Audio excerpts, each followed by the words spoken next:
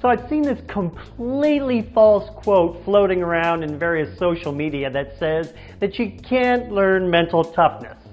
And I used to get angry when I saw it, but now I smile because I know that those who ignore that and actually work on their mental game, they're giving themselves a huge advantage, and I'm the one to teach them. That is you, right? Anyway, the great news is that I'm here to tell you that becoming confident and focused is no different than learning the fundamental physical skills any athlete learns for a sport.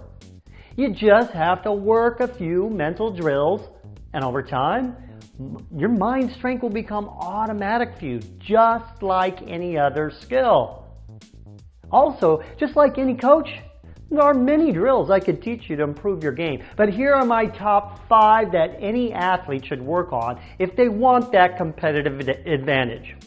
See, the great thing about mental toughness training for sports is that you can do it anywhere. You don't have to wait until competition in order to work on your mind. Now here they are in no particular order. 1, mental practice. Now other trainers call this visualization. But I don't really like that word visualization. Why is that? Because a lot of people are not visual, and that's okay. You do not need to be visual in order to get the benefits. Now I teach the details of this in my programs, but the bottom line here is that athletes make 2 mistakes with this.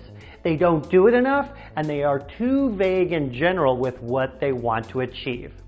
Get more detailed and specific in your mental practice. Second tool. Get present. Now this is also very underrated as a skill, but can easily be improved upon. Here's what you do. Multiple times a day, take your attention to what your 5 senses are taking in to get into the present moment. Why? Why do you want to do this present moment stuff? Because fear cannot exist in the present moment unless you are faced with some physical danger right here, right now. Fear is our biggest enemy in sports. Mental tool number 3, use a mantra. Create a sentence or a few words or even maybe just one word that you repeat often to yourself multiple times a day. And it's something that means something to you about your ability to compete at your best or your confidence. For example, I never give up, or I work harder than anyone else. Say this to yourself dozens of times a day until you believe it wholeheartedly. Mental skill number 4, letting go. You know, undesirable things happen to us every day in our life. Make it a conscious practice to reduce the time between when those bad things happen and when we can move on. Now, I have specific tools and tactics to do that. But you want to make it a habit to verbally forgive yourself when you make mistakes that cause those undesirables. Sports are about who handles making mistakes the best. Build resiliency with this practice. That's really all you ever need to succeed at anything. Resiliency. Tool number 5. Practice your ability to focus.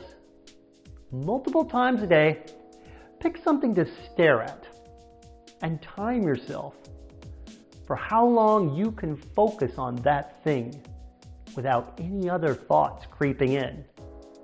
See, the ability to focus is like a muscle that gets stronger by using weight training. You get better and better by working on this as a daily habit.